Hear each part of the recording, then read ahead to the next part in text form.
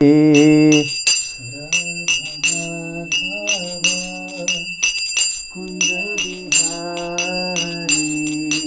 गोपी जन वल्लभ गिरिवरधारी। जय गोपी जन वल्लभ गिरिवरधारी। यशोदानंदन व्रज जनरंजना।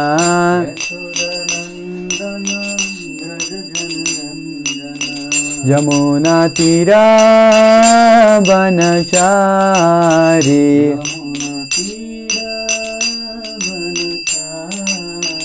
यमुना तीरा वनचारी।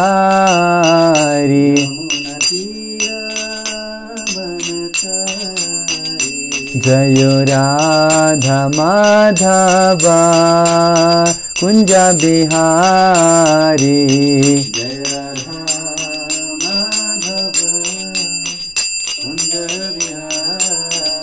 जय राधा माधव कुंज बिहारी।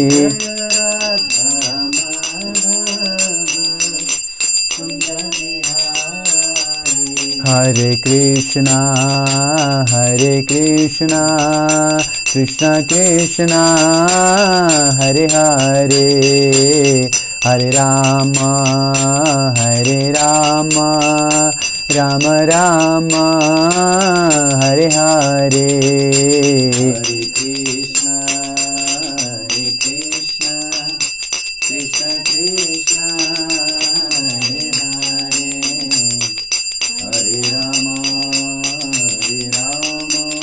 राम राम हरे हरे। हरे कृष्णा कृष्ण कृष्ण हरे हरे, हरे राम राम राम हरे हरे। हरे कृष्ण कृष्ण कृष्ण हरे हरे, हरे राम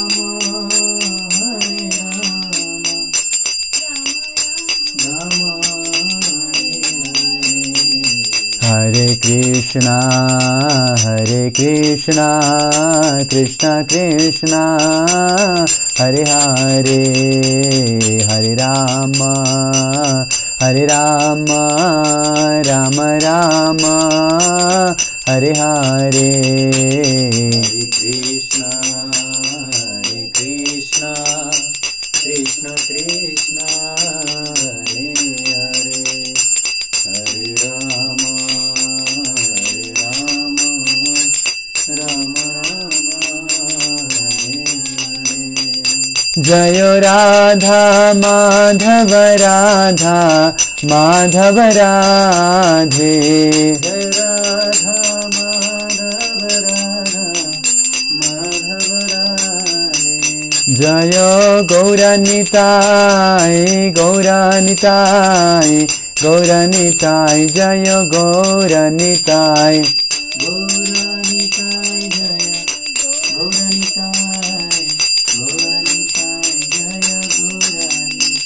जय जय प्रभुपाद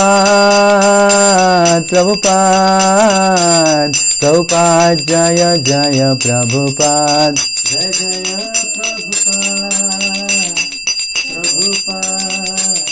प्रभुपाद जय जय प्रभुपाद। नित्यलीला प्रविश जयम विष्णुपाद परमहंस परिव्राजकाचार्य अष्टोत्तर श्रीमद् अभय चरणारविंद भक्ति वेदांत स्वामी श्रील प्रभुपाद की, समवेत गौर भक्त वृंद की, ग्रंथराज श्रीमद् भागवतम की, निताय गौर हरि प्रेमानंदे। हरि हरि बोल।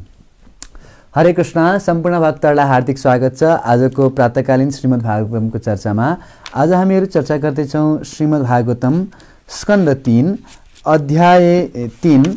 अध्यायको नाम रहेको छ वृन्दावन भन्दा बाहिरका लीलाहरू। र आज हामीहरू श्रवण गर्नेछौँ श्लोक संख्या 19 बाट। ओम नमो भगवते वासुदेवाय।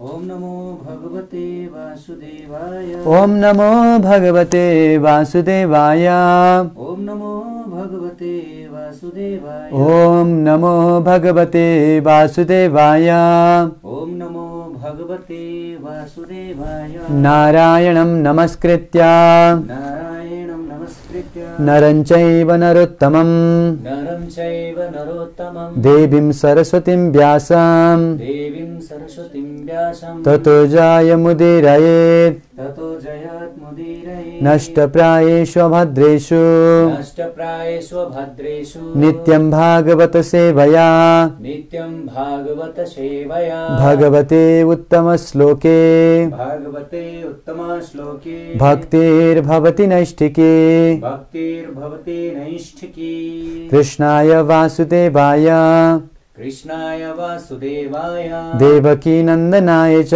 देवकी नन्दनाय च नन्दगोपकुमाराय नन्दगोपकुमाराय गोविन्दाय नमो नमः। गोविन्दाय नमो नमः। श्रीमद्भागवतम स्कंद 3 अध्याय 3 श्लोक संख्या 19। भगवान अपि विश्वात्मा लोक वेद पथानुगा कामान शिसेवे द्वारात्याम आसक्ता सांख्यम अस्थिता भगवान अपि विश्वात्मा भगवानपि विश्वात्मा लोक वेद पथानुगा लोक वेद पथानुगा कामांसि सेवे दुर्वत्याम काम शिष्य वे दुर्वात्मा आसक्त सांख्यमस्थिता आसक्त सांख्यमास्थिता भगवान अपि विश्वात्मा भगवानपि विश्वात्मा लोक वेद पथानुगा लोक वेद पथानुगा कामांसि सेवे द्वारत्याम कामन् शिषेवे द्वारत्या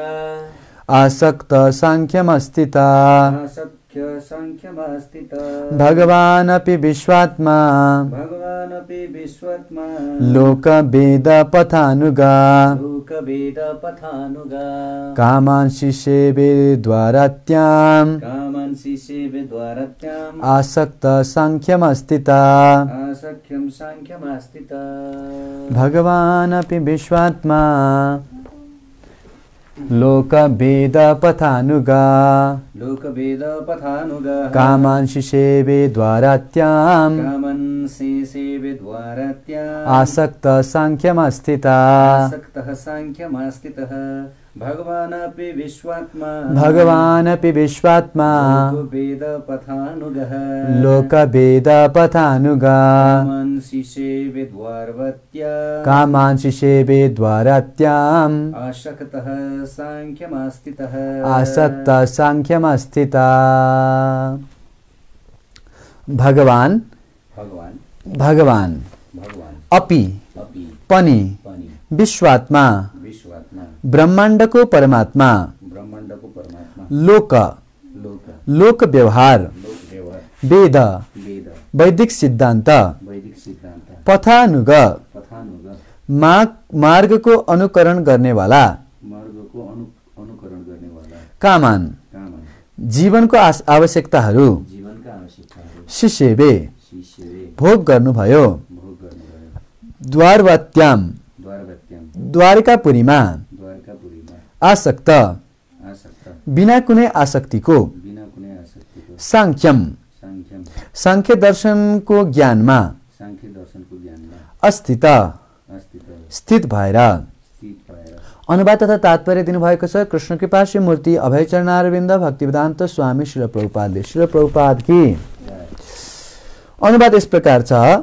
यसको साथसाथमा भगवानले समाजको वैदिक रीतिरिवाजहरूको दृढताको साथ पालन गर्दै द्वारिकामा जीवनको भोग गर्नुभयो। उहाँ सांख्य दर्शन प्रणालीको द्वारा प्रतिपादित वैराग्य तथा ज्ञानमा स्थित हुनुहुन्थ्यो। तात्पर्य इस प्रकार छ, जब महाराज युधिष्ठिर पृथ्वी के सम्राट थे तो कृष्ण द्वारिका के राजा थे और द्वारिकाधीश कहलाते थे। अन्य अधीन राजाओं की तरह वे भी महाराज युधिष्ठिर के शासन के अधीन थे। यद्यपि भगवान कृष्ण संपूर्ण सृष्टि के परम सम्राट हैं, किंतु जब तक वे धराधाम में रहे उन्होंने कभी भी वैदिक आदर्शों का उल्लंघन नहीं किया, क्योंकि ये मानव जीवन के मार्गदर्शक होते हैं। सांख्य दर्शन नामक ज्ञान प्रणाली पर आधारित वैदिक सिद्धांतों के अनुसार नियमित मानव जीवन ही जीवन की आवश्यकताओं का भोग करने का असली मार्ग है। वैराग्य तथा लोक व्यवहार के ऐसे ज्ञान का अनुभव में तथाकथित मानव समाज खाने पीने तथा भोग विलास करने वाले पशु समाज के तुल्य है। भगवान अपनी इच्छा अनुसार स्वतंत्र रूप से कार्य कर रहे थे, फिर भी उन्होंने अपने व्यवहारिक दृष्टांत द्वारा ऐसा जीवन बिताने की शिक्षा दी जो वैराग्य तथा ज्ञान के सिद्धांतों के विरुद्ध न हो। ज्ञान तथा वैराग्य की प्राप्ति जीवन की वास्तविक पूर्णता है, जैसे कि सांख्य दर्शन में विस्तार पूर्वक प्रतिपादित किया गया है। ज्ञान का अर्थ होता है यह जानना कि मनुष्य का उद्देश्य संसार के सारे कष्टों को समाप्त करना है और शारीरिक आवश्यकताओं की नियमित रूप से पूर्ति करने के बावजूद मनुष्य का ऐसे पाशविक जीवन से विरक्त होना है। शरीर की मार्गों की पूर्ति करना पाशविक जीवन है और आत्मा की उद्देश्य की पूर्ति करना मानव उद्देश्य है। इस प्रकार श्रील प्रभुपाद जी का तात्पर्य संपूर्ण हुआ। ओम अज्ञानतिमिरन्धस्य ज्ञानाञ्जनशलाकया चक्षुरुन्मीलितं येन तस्मै श्रीगुरवे नमः। श्रीचैतन्यमनोभीष्टं स्थापितं येन भूतले स्वयं रूप कदा मह्यं ददाति स्वपदान्तिकं। वन्देऽहं श्रीगुरु श्रीयुतापदकमलं श्रीगुरुन् वैष्णवांश श्रीरूपं साग्रजातं सहगण रघुनाथान्वितं तं सजीवं स अद्वैतं सावधूतं परिजनसहितं कृष्ण चैतन्यदेवं श्री श्री राधा कृष्ण पादान् सहगण ललिता श्री विशाखान्वितांश। हे कृष्णा करुणा सिंधु दीनबंधु जगतपते गोपेश गोपिका कांता राधा कांत नमस्तुते। तप्त कांचन गौरांगी राधे वृंदावनेश्वरी वृषभानुसुते देवी प्रणमामि हरिप्रिये। नमो महावदन्याय कृष्ण प्रेम प्रदायते कृष्णाय कृष्ण चैतन्य नाम्ने गौरतिसे नमः।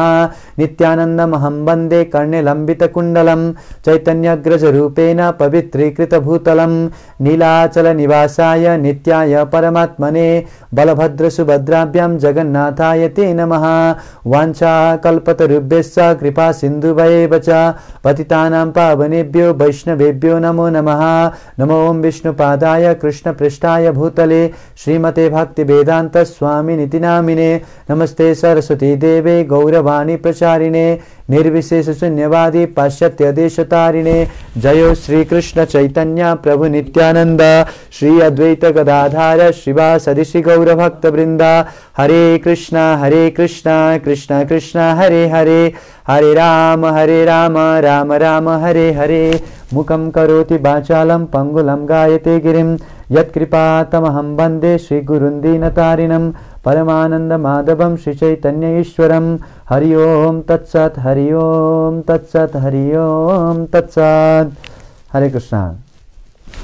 सर्वप्रथम भगवान श्री श्री राधा गोविंद हरिज्यू गौरनिताई जगन्नाथ बलदेव सुभद्रा मैया महारानी गौरी आचार्य वैष्णव परंपराका सम्पूर्ण भक्तवृन्दहरू विशेष रूपले श्रीमद् भागवतको सन्देशलाई विश्वव्यापी रूपमा फैलाउने हुने अभय चरणारविन्द भक्तिवेदान्त स्वामी श्री प्रभुपाद जी र यहाँ उपस्थित र इन्टरनेटको माध्यमबाट हेर्नुहुने सम्पूर्ण भक्तवृन्दहरूको चरणकमलमा दण्डवत प्रणाम गरेर आजको श्रीमद् भागवतमको यो दिव्य ध्वनिलाई प्रारम्भ गर्ने अनुमति एवं आशीर्वादको याचना गर्दछु, किनकि भगवानका भक्त र भगवानको कृपाले मात्रै हामीले भगवानलाई बुझ्न अथवा बुझाउन सक्ने क्षमतालाई प्राप्त गर्दछौँ।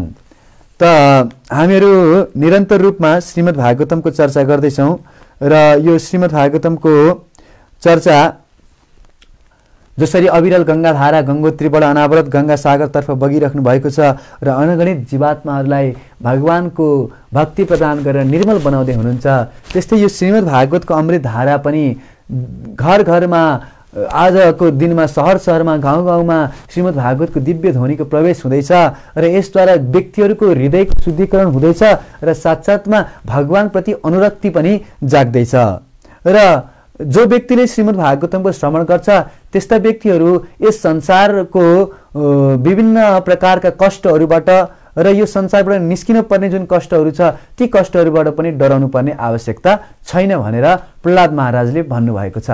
सप्तम स्कन्धमा प्रहलाद महाराज भगवान नृसिंहदेवको स्तुति गर्दै एउटा प्रार्थना गर्नुभएको छ जुन अत्यन्त सुन्दर छ, जसमा प्रहलाद महाराजले के भन्नुभएको छ कि नैव द्विजय पर दुरत्यय वैतरन्यास त्वद्वीर्य गायन महामृतमग्न चित्ता सोचे ततो विमुख चेतस इन्द्रियार्था माया सुखाय भारमुद्वहतो विमूढान्। प्रहलाद महाराज भगवान नृसिंहदेवलाई प्रार्थना गर्दै के भन्नुहुन्छ कि नैव द्विजय पर दुरत्यय वैतरन्यास, हे भगवान नृसिंहदेव, म यो संसारमा जति पनि विपत्तिहरू मान्छेमाथि आउँछन् र त्यति मात्रै भएर मृत्यु पश्चात जति पनि वैतरणी जुन नदी छ हो त्यो नदी तर्नको लागि पनि म डराउँदिनँ। मलाई यो संसारको अनेक किसिमका कष्टबाट मलाई डर लाग्दैन, नर्कदेखि मलाई डर लाग्दैन। किनकि त्वद्वीर्य गायन महामृतमग्न चित्ता, हजुरको वीर्यको बारेमा गायन गर्नाले भगवान नृसिंहदेवको भगवान श्रीकृष्णका दिव्य लीलाहरूको बारेमा गान गर्नाले के हुन्छ रे, र त्यस्तो गानाहरू कस्ता छन् भन्दा महाअमृत, यो अमृत मात्रै नभएर महाअमृत समान छन्। किनकि संसारको अमृत स्वर्गमा पनि अमृत पाइन्छ, तर त्यो अमृत खानाले व्यक्ति केही समयको लागि स्वर्गमा मस्ती गर्न पाउँछ। त्यतम भुक्ता स्वर्गलोकम विशालम अनि क्षीणे पुण्य मर्त्यलोकम विशति, फेरि यही मर्त्यलोकमा आउनुपर्छ अनि फेरि पुनरपि जननम पुनरपि मरणम पुनरपि जननी जठरे शयनम, फेरि जन्मिनु पर्छ, फेरि मर्न पर्छ। यस्तो कष्ट भोग गर्न व्यक्ति बाध्य हुन्छ। तर यो जुन अमृतको बारेमा प्रहलाद महाराजले कुरा गरिदिन्छ, भगवानको लीला अमृत, यसले के गर्छ अरे, यो महाअमृत मग्न चित्त, यो महाअमृत पान गर्नमा मेरो चित्त मग्न छ, त्यसकारण मलाई संसारको कुनै किसिमको भय छैन। त्यसो भने केही न केही त चिन्ता होला भन्दा छ, एउटा चिन्ता चाहिँ मेरो मनमा छ। त्यो के चिन्ता छ, के शोक छ भन्दा सोचे ततो विमुख चेतस इन्द्रियार्था, इन्द्रिय सुखको पछाडि लागेका जीवात्माहरूलाई देखेर चाहिँ मेरो मनमा शोक हुन्छ। किनकि माया सुखाय उद्वहतो भारम उद्वहतो विमूढान्, यो माया सुख जुन सुख हो कि जस्तो लाग्छ तर जुन वास्तविक सुख होइन, त्यस्तो सुखको पछाडि जीवात्माहरू लागि परेका छन् र त्यो सुखको भारलाई, माया सुखको भारलाई बोकेर हिँडिरहेका छन्। त्यस्ता व्यक्तिलाई देखेर चाहिँ मेरो मनमा चिन्ता हुन्छ, मेरो मनमा उनीहरूलाई देखेर चाहिँ दुःख हुन्छ। त्यसकारणले प्रायेण देव मुम्नयो स्वविमुक्ति कामान मौनम चरन्ति विजनेषु न परहर्त निष्ठा।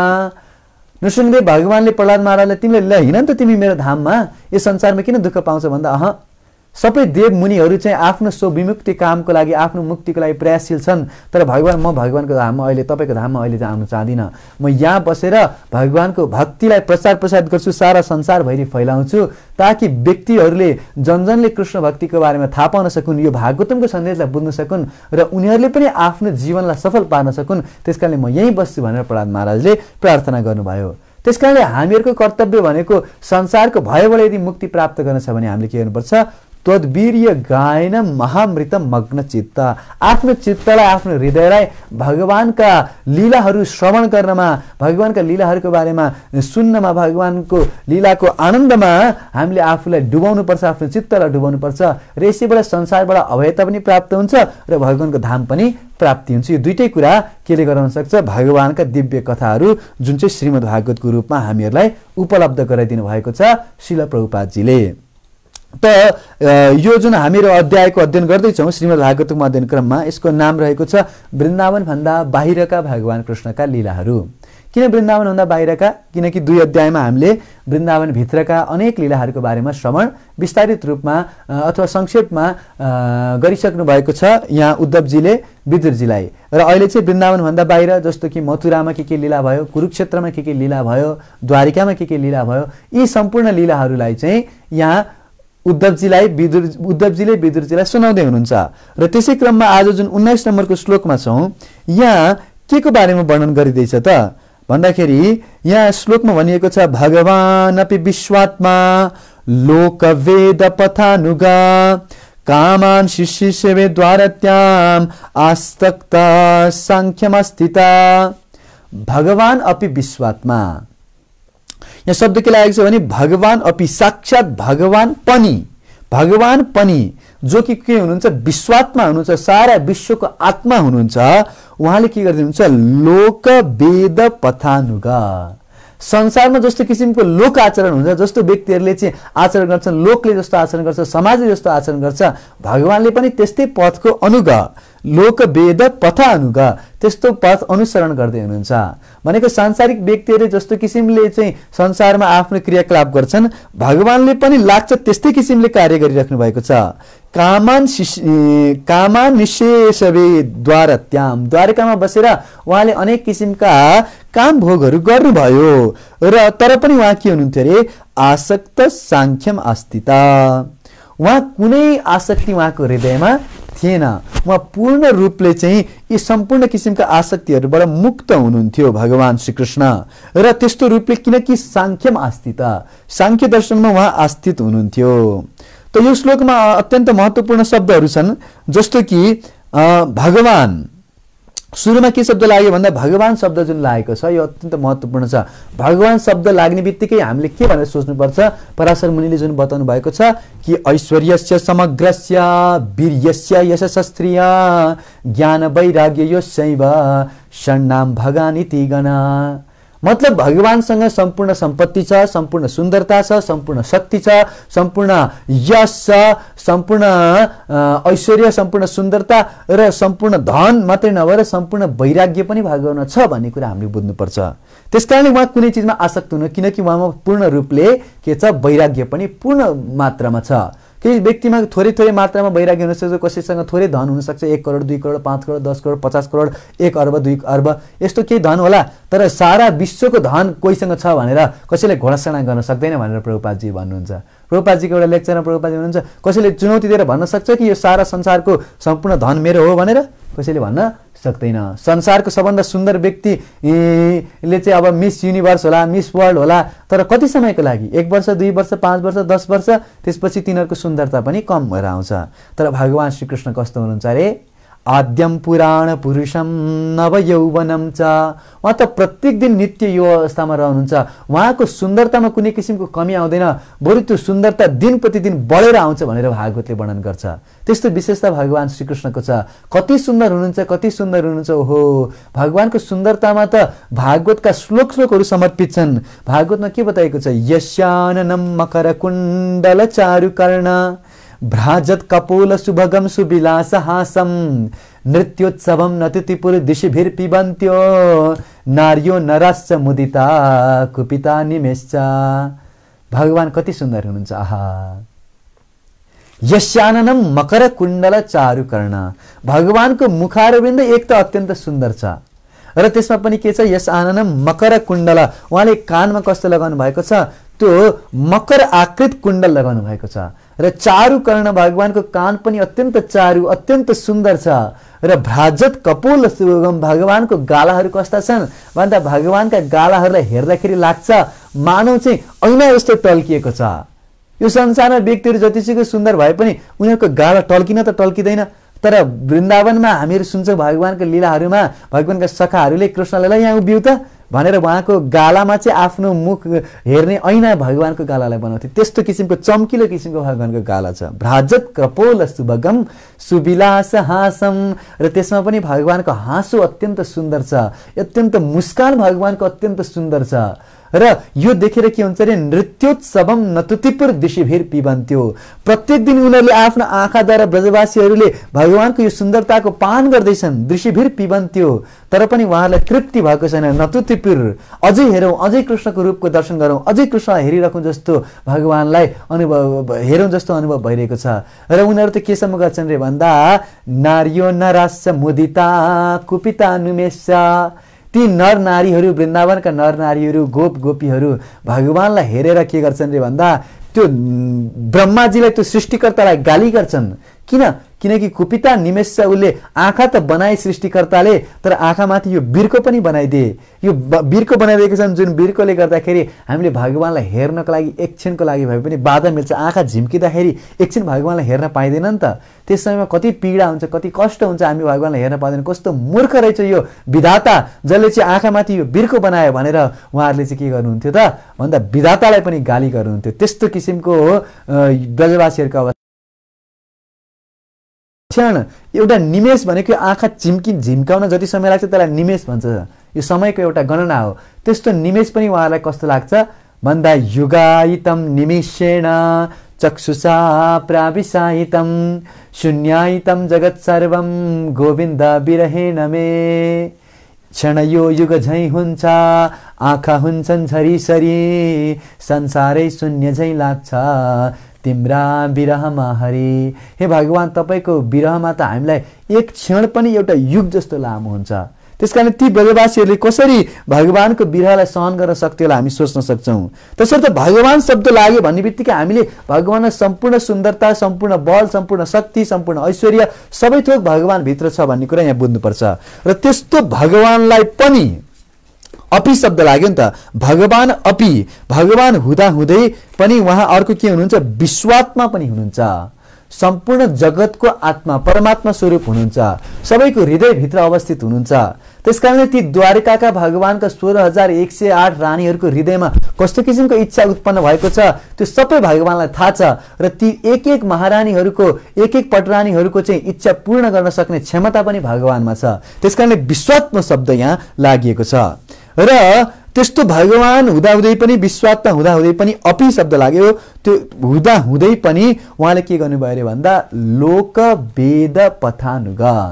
उहाँले कामा निशेषेद्वारा त्यहाँ द्वारकामा कामको आफ्ना जीवनको आवश्यकतालाई पूर्ण गर्नुभयो। कसरी द्वारकापुरीमा भन्दा लोक वेद पथानुग। जसरी संसारमा लोकहरूले चाहिँ लोक आचरण गर्दछन् त्यस्तै गरी भगवानले पनि आचरण गर्नुभयो। र लोकको आचरण मात्रै गर्ने भने लोक वेद पथानुग। यहाँ वेद शब्द लागेको छ भनेको लोकले जसरी आफ्नो जीवनको आवश्यकताहरू पूरा गर्छन् त्यसरी पूरा त गर्नुभयो। आफ्ना पत्नीहरूले भनेको इच्छाहरू पूरा गराउनु भयो भगवान श्रीकृष्णले। तर साथसाथमा के को शब्द लागेको छ वेद पथानुग। वेदको अनुयायी भनेर वेदमा जसरी व्यक्तिले चाहिँ धर्म अर्थ काम मोक्षलाई पालन गर्नुपर्छ भनेको छ त्यस्तै हिसाबले वेदको अनुसार उहाँले चाहिँ यो कुराहरूलाई पूरा गर्नु भएको छ। त्यसैले लोक वेद पथानुग यस्तो किसिमको वर्णन यहाँ पाइएको छ। र त्यति मात्रै नभएर के भन्नुहुन्छ उहाँ आसक्त सांख्यम आस्थित। यो सबै गर्दा गर्दै पनि उहाँ के हुनुहुन्छ पूर्ण रूपले अनासक्त हुनुहुन्थ्यो। यस्तो होइन कि भगवान चाहिँ आफ्ना श्रीमतीहरूको इच्छा पूरा गर्दै हुनुहुन्थ्यो। यसको अर्थ यो लाग्छ कि भगवान आफ्ना पत्नीहरूप्रति आसक्त हुनुहुन्थ्यो, होइन। उहाँ के हुनुहुन्थ्यो आसक्त हुनुहुन्थेन किनकि सांख्यम आस्थित सांख्य योगका तत्त्वहरूमा अस्थित हुनुहुन्थ्यो। त्यसकारणले उहाँलाई कुनै किसिमको आसक्ति थिएन। र प्रभुपादजीले तात्पर्यमा बताउनु भयो कि भगवान श्रीकृष्णले किन यस्तो गर्नुहुन्छ त। उहाँ द्वारकाधीश हुनुहुन्थ्यो तर पनि युधिष्ठिर महाराजको अन्डरमा रहने एउटा राजा जस्तो व्यवहार गर्दै हुनुहुन्थ्यो भगवानले। स्वयं भगवान भएर पनि उहाँ युधिष्ठिर महाराज सारा विश्वको सम्राट हुनुहुन्थ्यो र उहाँ आफू चाहिँ युधिष्ठिरको नियन्त्रणमा रहेको एउटा राजा समान द्वारकाधीश बनेर भगवान द्वारकामा शासन गर्दै हुनुहुन्थ्यो। र किन भगवानले यस्तो गर्नुहुन्छ भन्दा प्रभुपादजी तात्पर्य बताउनुहुन्छ व्यक्तिहरूलाई सिकाउनको लागि कस्तो किसिमको आचरण गर्नुपर्छ गृहस्थीहरूले भनेर यो शिक्षा दिनको लागि चाहिँ भगवान श्रीकृष्णले यस्ता किसिमका क्रियाकलापहरू गर्नुहुन्छ। किनकि गीतामा भगवान श्रीकृष्णले तेस्रो अध्यायमा भन्नुभएको छ कि यद्यद् आचरति श्रेष्ठस्तत् एवेतरो जना सयत् प्रमाणम कुरुते लोकस्तद अनुवर्तते। यस संसारमा व्यक्तिहरूले श्रेष्ठतम पुरुषहरूले जस्तो जस्तो किसिमको आचरण गर्दै जान्छन् त्यस्तै किसिमको आचरण निम्न वर्गका व्यक्तिहरूले उहाँहरूको अनुसरण गर्छन्, उनीहरूको अनुकरण गर्न खोज्छन्। त्यसकारणले भगवानले एउटा स्ट्यान्डर्ड देखाउँदै हुनुहुन्छ कि कस्तो किसिमको आचरण गर्नुपर्छ व्यक्तिले, कसरी वेद पथानुग कसरी वेदको आचरणलाई आफ्नो जीवनमा अपनाउनुपर्छ भनेर भगवान श्रीकृष्णले गरेर देखाउनु भयो हो। अरू व्यक्तिहरूले पनि त्यसलाई फलो गर्नुपर्छ, उहाँका चरण चिन्हहरूको चाहिँ अनुसरण गर्नुपर्छ भनेर भगवानले यस्ता क्रियाकलापहरू गर्नुहुन्छ। यद्यपि भगवान स्वतन्त्र हुनुहुन्छ, उहाँलाई केहीले रोक्न सक्दैन, तर पनि उहाँले समाजमा एउटा शिक्षा प्रदान गर्नको लागि यस्तो किसिमको क्रियाकलाप गर्नुभयो भनेर वर्णन गरिएको छ। र तात्पर्यमा अगाडि प्रभुपादजी भन्नुहुन्छ कि यो सांख्यम आस्थित जुन शब्द लागेको छ श्लोकमा यो सांख्यम आस्थित सांख्यमा आस्थित हुनु भनेको के हो प्रभुपादजी भन्नुहुन्छ सांख्य दर्शनको विस्तारपूर्वक प्रतिपादन गरिएको ज्ञानको जसमा चाहिँ ज्ञान र वैराग्यको बारेमा विस्तृत विवरण छ।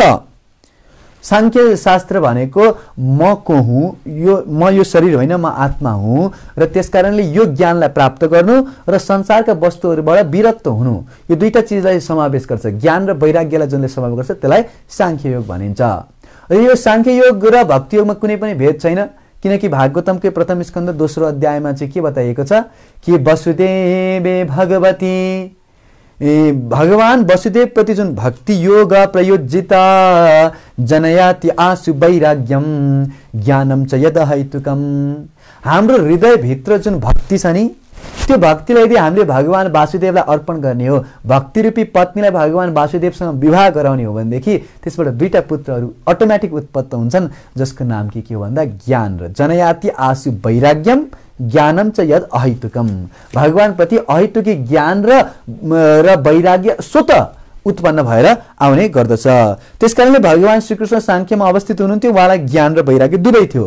त्यसकारणले उहाँले यद्यपि कस्तो आचरण गर्नुहुन्थ्यो, लोकपथ अनुगामी चाहिँ व्यवहार गर्दै हुनुहुन्थ्यो, तर पनि भगवान श्रीकृष्ण पूर्ण रूपले अनासक्त हुनुहुन्थ्यो भन्ने कुरा हामीहरूले यहाँबाट थाहा पाउन सक्दछौँ। यो श्लोकबाट आज हामीले सिक्नुपर्ने शिक्षा यही हो। त भगवानले द्वारिकामा कस्तो किसिमको लीला गर्नुहुन्थ्यो, आफ्ना पत्नीहरूसँग कस्तो किसिमको व्यवहार गर्नुहुन्थ्यो, यसको वर्णन हामीहरू सुन्छौँ श्रीमद् भागवतमको दशम स्कन्दमा। र दशम स्कन्दको अत्यन्त एउटा रोचक कथा छ।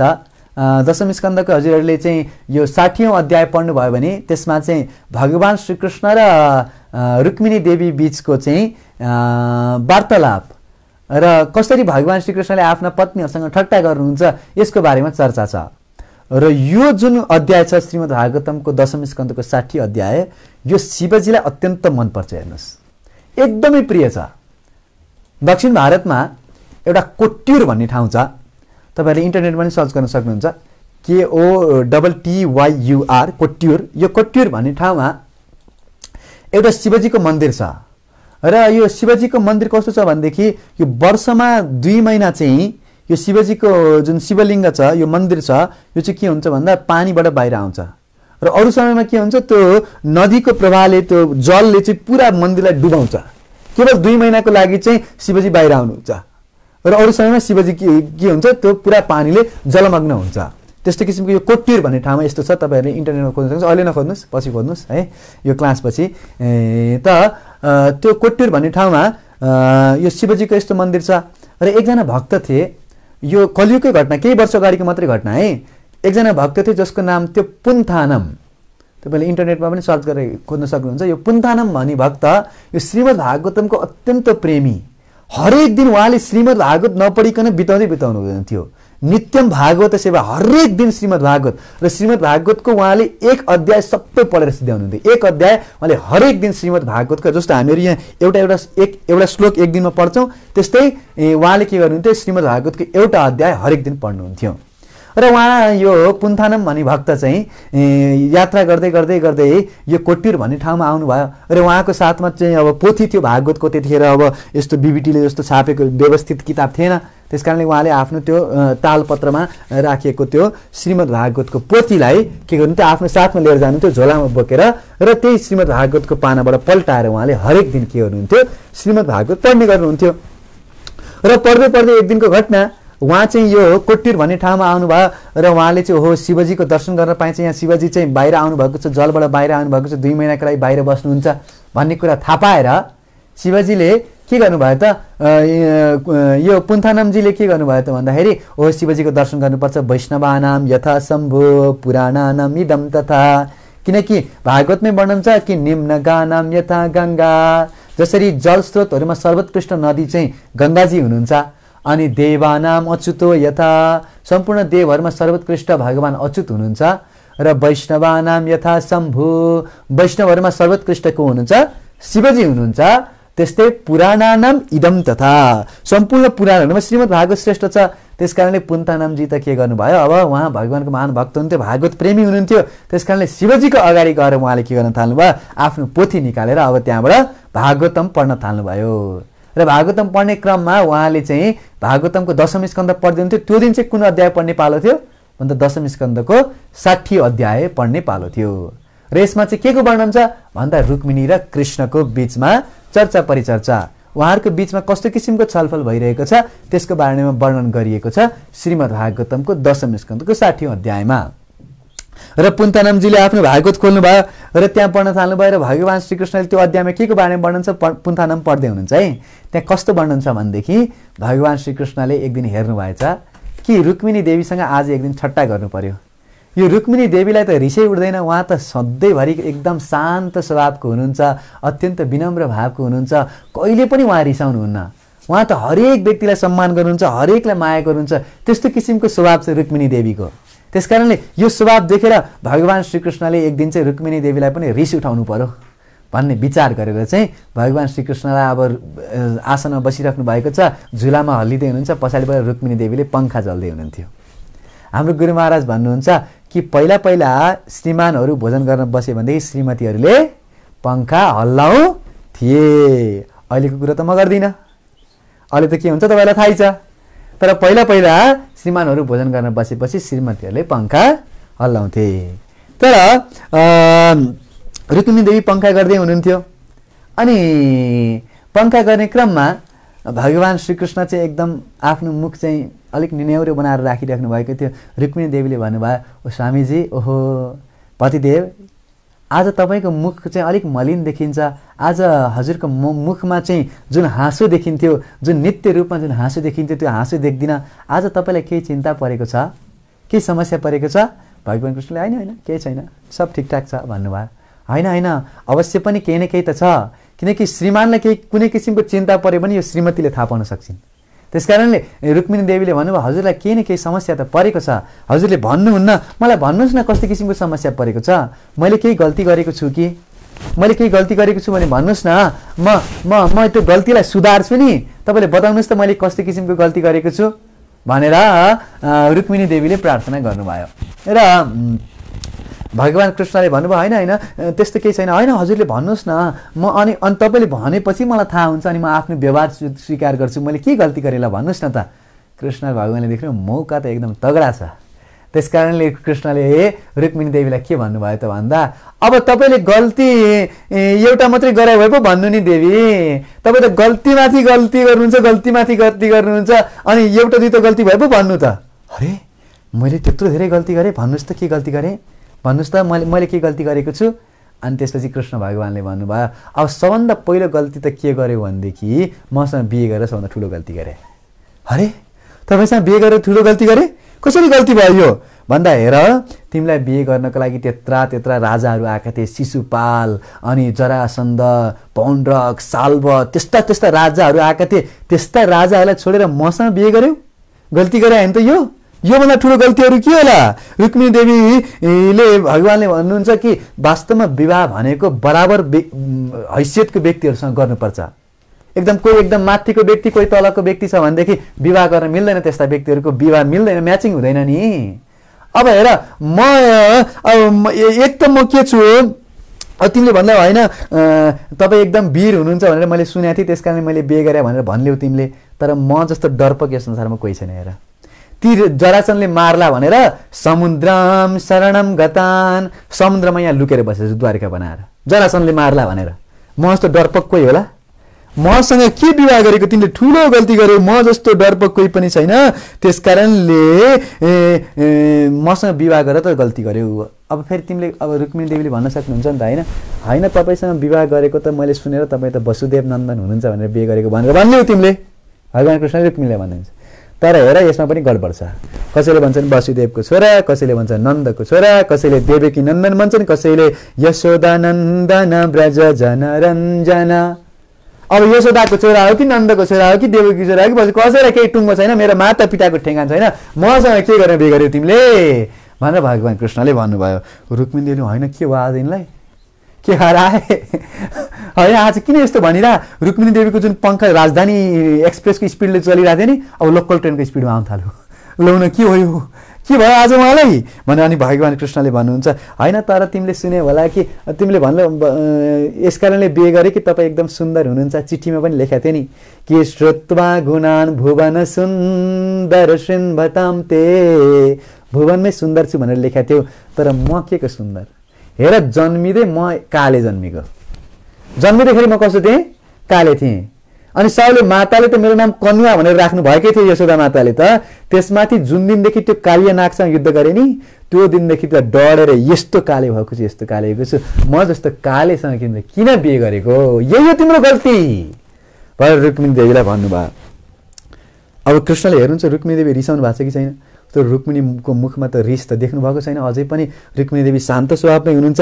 त्यस कारणले उहाँले भन्नु ठिक छ ठिक छ ठिक छ, मलाई थाहा भयो किन बिहे गरे, अवश्य पनि मेरो गुण सुनेर बिहे गरे होइन। चिठीमा लेख्नु भएको थियो सुत्वा गुणान, तपाईँको गुण सुनेर म चाहिँ फिदा भएँ भनेर लेख्नु भएको छ चिठीमा। मेरो गुण सुनेर, अरे मेरो गुण कसले गाउँछ ल भन त? कि निस्किञ्चन वयम शाश्वत निस्किञ्चन जनप्रिय, मेरो गुणको बखान कसले गर्छ? त्यही भिखमङ्गाहरूले त गर्ने हो नि होइन। त्यो नारदजीको काम छैन, 1 रुपियाँ छैन गोजीमा यसो वीणा बजायो अनि कृष्णको गुण गायो, नारायण नारायण भन्यो, त्यस्ता भिखमङ्गाहरूले मात्रै मेरो गुण गाउने। त्यस कारणले म भिखमङ्गाहरूको प्रिय, भिखमङ्गाहरू मेरो प्रिय। त्यस कारणले मेरो गुण सुनेर तिमीले मलाई प्रेम गर्छौ भने पनि यो पनि बेकार छ, सबै भिखमङ्गाहरूले मात्रै। र अर्को एउटा कुरा भनौँ, म वास्तविक रूपमा भन्नुपर्दा म एकदम आत्माराम हुँ, म कुनै स्त्री प्रति पनि आसक्त छैन, कुनै स्त्रीप्रति मेरो आसक्ति छैन। भन्नुपर्दा तिमीप्रति पनि आसक्ति छैन। एकदम स्पष्ट शब्दमा एउटा श्लोक छ भागवत 60 अध्याय तपाईँ पढ्नुहोस्, भगवान् कृष्णले यस्तो भन्नुभएको छ। र अन्तिममा त अझै रुक्मिणी देवी चाहिँ रिसाउनु भएको छैन भनेपछि अब रिस उठाउनुको लागि कृष्णले के भन्नुभयो थाहा छ? अब पनि केही बिग्रेको छैन, यदि तिमी चाहन्छौ भनेदेखि अरू कोहीसँग विवाह गर्न चाहन्छौ भनेदेखि अहिले पनि म त तिमीलाई छोडिदिन्छु, ल जाऊ भनेर कृष्णले भन्नु। यो कुरा कहिले भन्दै हुनुहुन्छ? जब 10 वटा छोरा जन्मिसकेका छन्। आजकलका श्रीमतीहरू भइरहे त के भन्यो रे भनेर कृष्णलाई नै उल्टै झापु लाउँथ्यो होला, तर भगवानले खोजेको पनि यही थियो। तर रुक्मिणी देवीको स्वभाव कस्तो छ भनेदेखि उहाँ कहिले पनि रिसाउनुहुन्न। यो कुरा सुन्ने बित्तिकै त बापरे, अब भारतीय समाजमा हुर्केको कुनै पनि शीलवती नारीको लागि त यो कुरा असह्य हुन्छ। त्यस कारणले उहाँ तुरुन्त रुक्मिणी देवी त्यहाँबाट बेहोस भएर भुइँमा लड्नु भयो। अब असह्य भयो, रुक्मिणी देवी भुइँमा लड्न आँट्नु भयो। त्यहाँबाट जसरी चाहिँ एउटा लट्ठी उभिरहेको लट्ठी चाहिँ भुइँमा खस्यो भने सुरुन्ट यसरी झाप्पै भुइँमा लड्छ नि, हो त्यसरी रुक्मिणी देवी लड्न आँट्नुभयो। र त्यो देखेर भगवान श्रीकृष्णले के गर्नुभयो? आफ्नो चतुर्भुज प्रकट गर्नुभयो। यहाँ लेखेको छ पर्यङ्कात आवरुहेषु तम उत्थाप्य चतुर्भुज केशान समुथ्य तन वक्त्रम परमृज्जत पद्म पाणिना। भगवान श्रीकृष्ण तुरुन्त आफ्नो 2 भुज रूपबाट चतुर्भुज धारण गर्नुभयो र 2टा हातले रुक्मिणीलाई समाउनु भयो र 2टा हातले आफ्नो चाहिँ पद्म पाणिना, जुन चाहिँ पानी भगवानको हातको छ पद्म जस्तो पानीले चाहिँ रुक्मिणी देवीको कपाललाई सिँगार दिनुभयो। एक ठाउँमा समाएर केशान समुह्य तन वक्त्रम र आफ्नो हात रुक्मिणी देवीको चाहिँ मुखारविन्दमा चाहिँ लगाउन थाल्नुभयो। रुक्मिणी देवीलाई पानी छेप्नु भयो र रुक्मिणी देवीलाई उठाउनु भयो। अनि रुक्मिणी देवीको बल्ल होस खेलेपछि ओहो, तिमीले त हाँसो ठट्टा पनि बुद्धि रहन्छौ। वास्तवमा गृहस्थहरूको जीवनमा अलिकति सुख भनेको यही सुख त हो। के हो भन्दा कथम प्रियाया अनुकम्पिताया, कहिलेकाहीँ आफ्नो पत्नीसँग बसेर ठट्टा गर्ने, जोक गर्ने, अनि त्यसपछि कलाक्षराणाम च अनुरक्त चित्त। वास्तवमा गृहस्थको जीवन यही 2टा सुख छ। एउटा पत्नी रिसाई भनेदेखि पत्नीलाई फकाउने सुख, र अर्को भनेको के भन्दाखेरि कलाक्षराणाम च अनुरक्त चित्त। बच्चाहरूको तोतले बोली सुन्दाखेरि कस्तो आनन्द आउँछ नि होइन, बाबा भन्छन्। हो यही 2टा सुख हो। तर यो साधुहरूलाई के थाहा यो सुखको बारेमा? तर साधुहरू सावधान, यो 50 ग्रामको सुख पछाडिपट्टि अझै 200 किलोको भारी दुःख पनि छ। त्यस कारणले बचेरै बस्नु उचित छ। यहाँ 50 ग्रामको सुख छ तर 200 किलो दुःख छ। त भगवान कृष्णले भन्नुभयो कि गृहस्थहरूको यत्रो दुःखको सागरमा एउटा शान्ति न सुख भनेकै आफ्नो पत्नी रिसाएको बेला फकाउने, अनि बच्चाहरूले चाहिँ सानो तोतले बोलीमा सुन्ने, यही त सुख हो। त्यही सुख प्राप्त गर्न मैले तिमीलाई जिस्कायो, तिमी त बुझ्दा पनि बुद्धि रहन्छौ भनेर भगवान कृष्णले चाहिँ रुक्मिणी देवीलाई जगाउनु भयो। र रुक्मिणी देवी जाग्नु भयो र रुक्मिणी देवीलाई मनमा अलिकति कस्तो कस्तो लाग्यो। तर रुक्मिणी देवी उठेर ती एक जुन भगवान कृष्णले भन्नुभएको छ नि, त्यो एक कुराको रुक्मिणी देवीले उत्तर दिनुभएको छ। भागवत पल्टाएर पढ्नुहोस्, त्यहाँ के भन्नुहुन्छ? रुक्मिणी देवी भन्नुहुन्छ वास्तवमा तपाईँले जे भन्नुभयो एकदम सत्य भन्नुभयो, एकदम सत्य भन्नुभयो। तपाईँले भन्नुभयो कि बराबरका व्यक्तिहरूमा विवाह हुनुपर्छ। म कहाँ तपाईँको लायक छु र?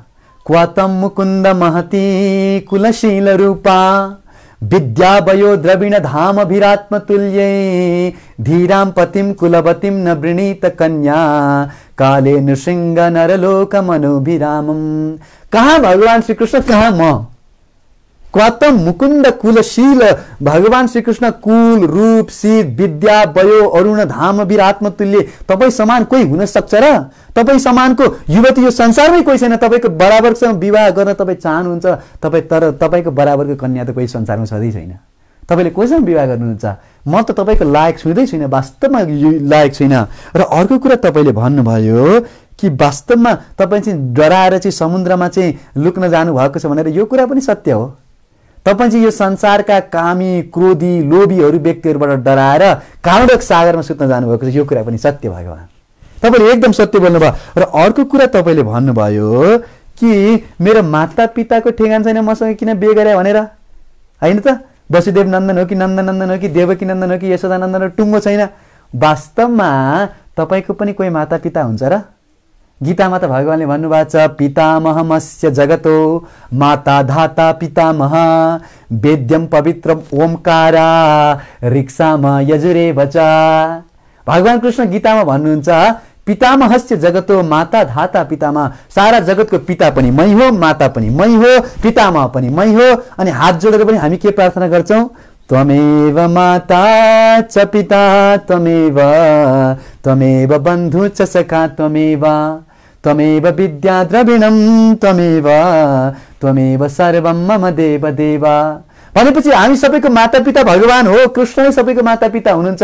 अब तपाईले अरु कसैलाई कहिले आफ्नो नक्कली माता पिता बनाउनुस्, कहिले वसुदेवलाई बनाउनुस्, कहिले अदितिलाई बनाउनुस्, कहिले कश्यप मुनिलाई बनाउनुस्, कहिले कर्दम मुनिलाई बनाउनुस्, कहिले देवहूतिलाई बनाउनुस्, के फरक पर्छ र?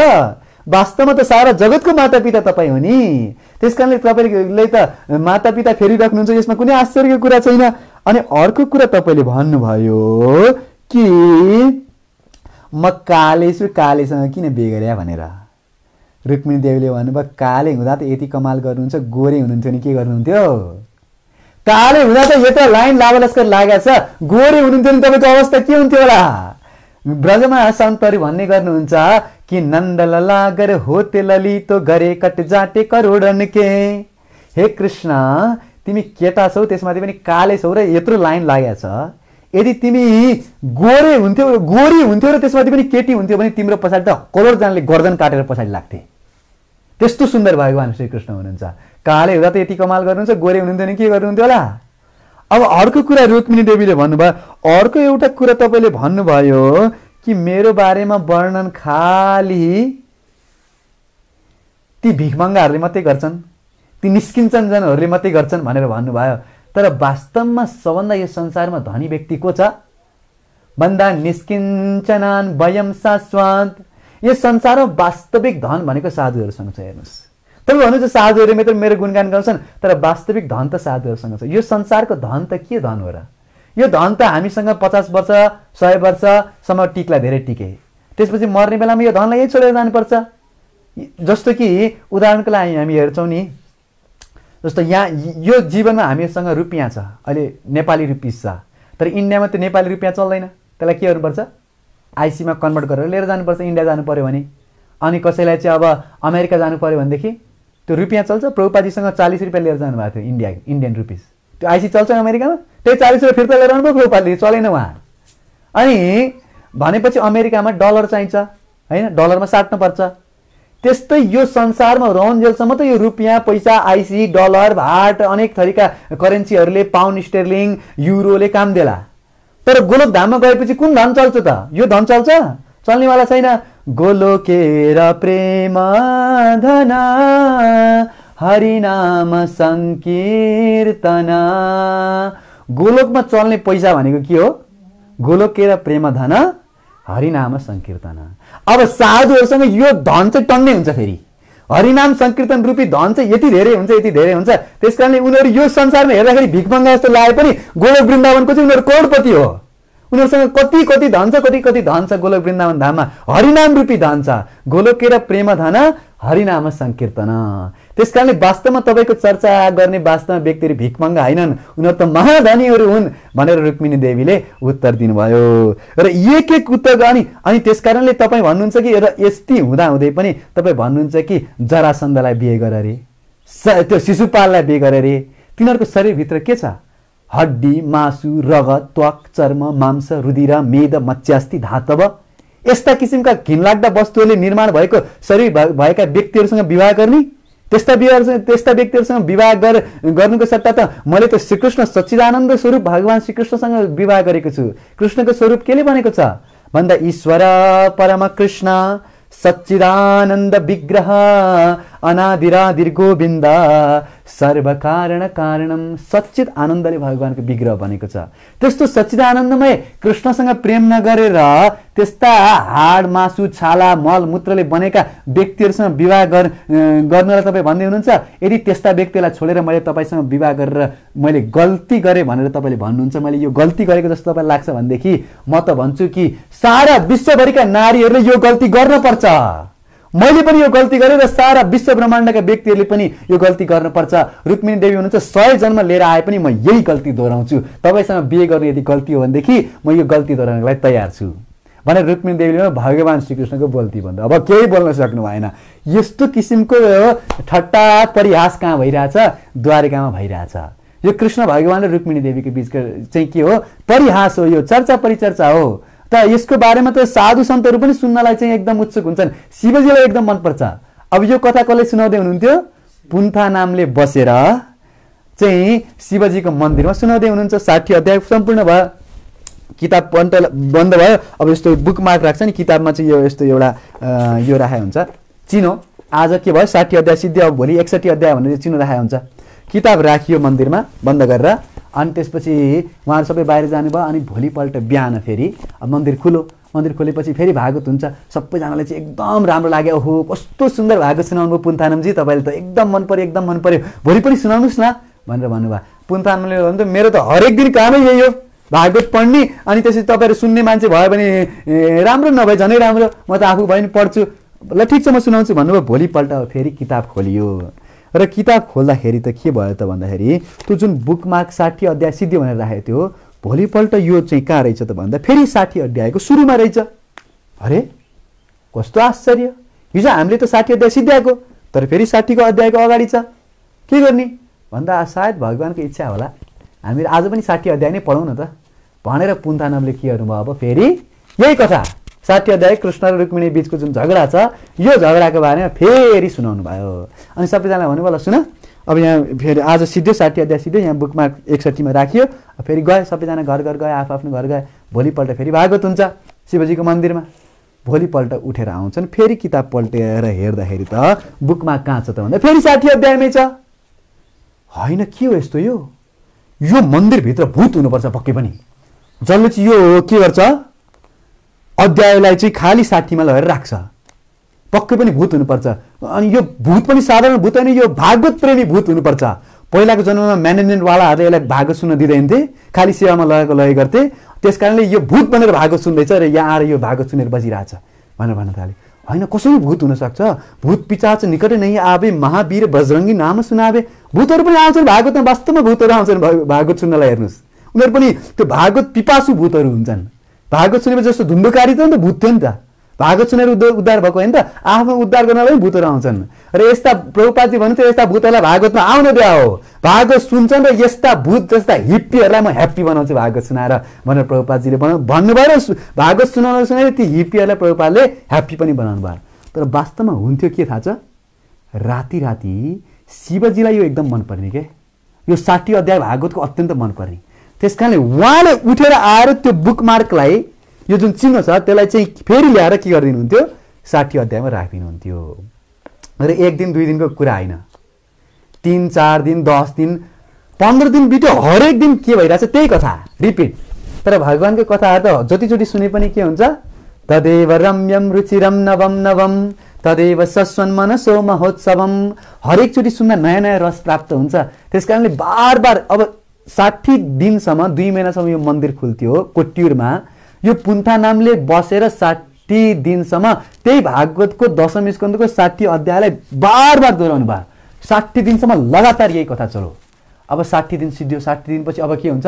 अब सबैजनाले भने भोलिदेखि त अब के हुन्छ, यो नदीमा बाढी आउँछ, यो मन्दिरलाई के गर्छ, पानीले छोप्छ भनेपछि अब आज अन्तिम दिन हो, आज लास्ट भागवत कथा है भने सबै गाउँभरिका मान्छे अब त्यति दिनसम्म त सबै लट्ठ परिचय थियो। पुन्था नामले फेरि यस्तो मिठो स्वरमा भागवत सुनाउँथे, सबैजना लट्ठ भएर सुन्थे। आज लास्ट दिनपछि सबैजना आएर फेरि त्यही कथा सुने जुन अघि हामीले सुने, रुक्मिणी देवी र कृष्णको झगडाको त्यही कथा सुने र भागवत सिद्धियो। अब आज फाइनल डे भनेर किताब बन्द गरियो, किताबलाई राखियो, त्यसपछि बाहिर निस्किए सबैजना। अब भोलिदेखि त भागवत सुन्यो, पुन्थानम पनि अब आफ्नो म बाटो लाग्छु भन्नुभयो र मन्दिरमा के भयो, अब तालचा लाग्यो। अब वर्षभरिको लागि मन्दिरमा के हुन्छ, खुल्दैन यो मन्दिर, गेट बन्द हुन्छ किनकि पानीले आएर डुबाउँछ भनेपछि मन्दिरमा तालचा लगाइयो। अब मन्दिर बन्द हुन्छ, भोलिदेखि पानी बढेर आउँछ भनेर मन्दिर बन्द भयो।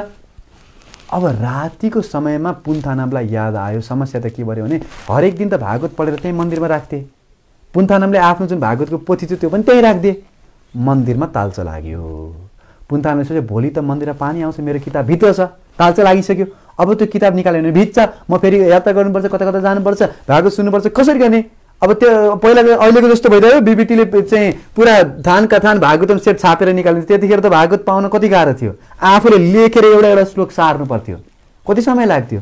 लौ न के गर्ने, लौ न मन्दिर खोल्दा, अब मन्दिर खुल्दैन।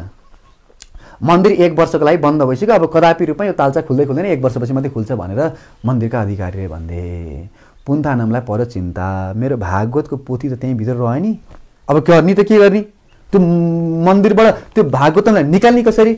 पुन्थानम जानुभयो मन्दिरमा। यसो अब आफ्नो जस्तो टुकी बत्ती बालेर यताउति गरेर हेर्नुहुन्छ, ढोकाबाट कतैबाट छिर्न मिल्छ कि केही गर्न मिल्छ कि कसैबाट भागवत निकाल्न मिल्छ कि भनेर कोसिस गर्दै हुन्छ, यताउति गर्दै हुन्छ। ढोका लगाएको छ। अब पुन्थानमले प्रयास गर्दै थिए। अचानक उनले देखे कि ढोकामा एउटा सानो प्वाल हुन्छ नि, कहिले काठको ढोकामा कहिले कहिले सानो दुलो हुन्छ है, त्यो दुलोबाट उनले यसो भित्र हेरे, किताब मेरो छ कि छैन भनेर। भित्र हेरेको त भित्र त पुरा जजलायमान भइरहेको छ, पुरा यस्तो सुन्दर उज्यालो भइरहेको छ। रात्रिको समयमा भित्र उज्यालो भइरहेछ। अनि त्यो उज्यालोमा उहाँले देख्नुभयो साक्षात् शिवजी, शङ्कर भगवान चाहिँ भागवत किताब हातमा, त्यो पुन्थानमको जुन पोथी थियो नि त्यो आफ्नो हातमा लिएर भागवतम त्यही 60 अध्याय, भागवतको दशम स्कन्ध 60 अध्याय कृष्ण र रुक्मिणीको झगडाको बारेमा शिवजी पढ्दै हुनुहुन्छ। बाप रे! अनि सुन्नेमा को थियो, माता पार्वती हुनुहुन्छ, अनि त्यसपछि गणेशजी, अनि त्यसपछि कार्तिकेय, त्यो मुसा, त्यो सर्पो, त्यो मयूर, अनि त्यो बेल सिंह सबैलाई राखेर शिवजीले भागवत सुन्दै हुनुहुन्छ। हेर्नुहोस्, गृहस्थले सिक्नुपर्ने कुरा हो यो। परिवारका जनहरू साथमा आएर के गर्नुपर्छ, भागवत पढ्नुपर्छ। शिवजीले दृष्टान्त देखाउँदै हुनुहुन्छ। त्यो सर्प, त्यो बाघ, त्यो बेल, त्यो मुसा, त्यो मयूर, अनि शिवजी, गणेशजी सबजना बसेर भागवत सुन्नुहुन्छ। आजकलका परिवारहरू एक ठाउँमा बस्यो, एक ठाउँमा एउटै घरमा बस्यो भने पनि सबजना चारजना चारतिर कुनामा बसेर आफ्नो यसरी कोट्याइरहेको हुन्छ। भागवत होइन, मोबाइलको टेक्नोलोजीमा परेका हुन्छन्, लाग्छ त्यसबाट कुनै रस निस्कियोस् भनेर। तर परिवारका व्यक्तिहरू एकसाथमा आएर के गर्नुपर्छ, भागवत पढ्नुपर्छ, भागवत सुन्नुपर्छ। यो शिवजीले सिकाउँदै हुनुहुन्छ। त यसरी पुन्थानमले देखे बाप रे, सबजना भागवत सुनिरहेका छन् र शिवजीले पूर्ण रूपमा त्यो अध्याय समाप्त। पुन्थानम बाहिर बसेर पुरा हेरिरहेछन्, शिवजीको मुखारविन्दबाट भागवत सुनिरहेछन्। ओहो, एकदम आनन्द आयो। अनि त्यसपछि शिवजीले पनि अब अध्याय समाप्त गर्नुभयो। ल आजको लागि इति श्रीमद् भागवते दशम स्कन्धे षष्ठ अध्याय सम्पूर्णम भनेर चाहिँ श्रीकृष्ण प्रीत्यार्थे पाठे विनियोग। अब भागवत बन्द गर्नुभयो। अब 1 वर्षको लागि त मन्दिर डुब्छ, अब यहाँ भागवत हुँदैन भनेर भन्नुभयो। सबैजना अब लास्टमा क्वेसन आन्सर सेसन हुन्छ नि, होइन? अब कसैको केही सल्लाह सुझाव छ, कसैको केही कमेन्ट छ कि शिवजीले सोध्नुभयो। अनि माता पार्वतीले भन्नुभयो मेरो एउटा कमेन्ट छ, यत्रो 60 दिनसम्म हामीले भागवत सुन्यौँ है, पुन्थानमले आएर हामीलाई भागवत सुनायो, अनि तपाईँले पनि भागवत सुनायो, तपाईँले भागवत सुनायो पनि एकदम मिठो छ शिवजी, एकदम मिठो छ। तर एउटा कुरा नढाँटिकन भन्छु ल, अनि के कुरा भन्दा जुन पुन्थानमले सुनाउँदाखेरि भागवत सुनाउँदा जुन आनन्द आयो नि, त्यो तपाईँले सुनाउँदा त त्यति आनन्द आएन। बापरे, शिवजीलाई मभन्दा सुन्दर पुन्थानमले सुनायो। बिचरा गणेशतिर भन्नुहुन्छ, गणेशजी के हो कुरो भन्दाखेरि त गणेशजीले भन्नुभयो एउटा कुरा भनौँ, मम्मी इज राइट। माताश्रीले जे भन्नुभयो एकदम सत्य। शिवजीले भन्नुभयो यो त माताकै छोरो हो, किनकि अब गणेशजी त माताकै छोरो हो नि, आफै माता पार्वतीले आफैले बनाएको शिवजीलाई भित्र सेर्न पनि दिएको थिएन गणेशजीले, त माताको प्यारो छोरो हो नि, होइन? त्यस कारणले यो त माताको हो। अनि कार्तिकेयलाई यसो हेर्नुभयो, कार्तिकेयले भन्नुभयो अब हेर्नु सत्य त बोल्न पर्छ, तर पुन्थानमले जुन भागवत पढ्दाखेरि जुन मजा आएको थियो नि, तपाईँले पढ्दाखेरि त्यति मजा चाहिँ आएन। शिवजीले पनि के भन्नुभयो, वास्तवमा हो तिमीले सत्य बोल्यौ। म आफै पनि भन्छु कि पुन्थानमले जुन भागवत पढ्थ्यो नि, जुन भागवतको कथा सुनाउँथ्यो नि, त्यो म आफै पनि पढ्न सक्दिनँ। त्यस्तो भागवत प्रेमी वास्तवमा पुन्थानम। ओहो, अब 1 वर्षसम्म के थाहा पुन्थानम आउँछ कि आउँदैन अर्को वर्ष। अब 1 वर्षसम्म भागवत पुन्थानमको मुखबाट सुन्न सक्दैन। यो सब सुनिरहेको छ कसले? पुन्थानमले भित्रबाट एउटा चिरा यस्तो सानो बिलोबाट हेरेर बापरे शिवजीले मेरो बारेमा बताउँदै हुनुहुन्छ। सोच्नुहोस् त, कुनै व्यक्तिको बारेमा चाहिँ शिवजीले चाहिँ वर्णन गर्दै हुनुहुन्छ। त्यो व्यक्ति भागवत चर्चा भइरहेको थियो, अघिसम्म ग्रन्थ भागवतको चर्चा भइरहेको थियो, अहिले भक्त भागवतको चर्चा भइरहेछ नि त, होइन? पुन्थानम त भगवानको भक्त हो, उसको बारेमा चर्चा हुन्छ। पुन्थानमको खुसीको सीमा रहेन। अब शिवजीले मेरो नाम लिनुभयो भनेर त अब जसको नाम शिवजीको मुखबाट निस्क्यो उसको त जीवन सफल भयो नि।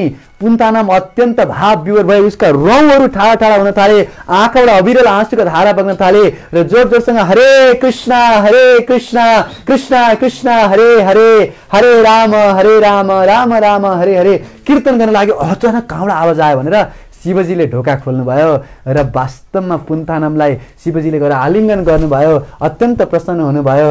अब यो भागवतको पोथी त लिन लायक रहेन, अब यो भागवतको किताब लिएर के गर्नु? पुन्थानमले प्रार्थना गरेर भने, शिवजी अब हजुरले यो भागवतको ज्ञानलाई मेरो हृदयभित्र राखिदिनुहोस्, भागवतको पोथीलाई मेरो हृदयभित्र कण्ठस्थ पारिदिनुहोस्, अब भागवतको प्रेम मलाई दिनुहोस्, अरू केही चाहिँदैन भनेर शिवजीले पनि तुरन्त पुन्थानमलाई आशीर्वाद दिनुभयो।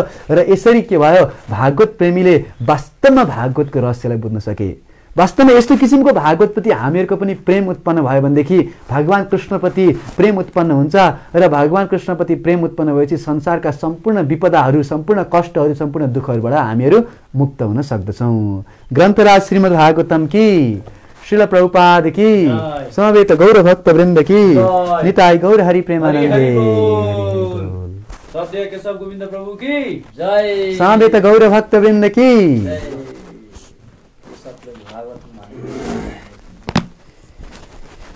हरि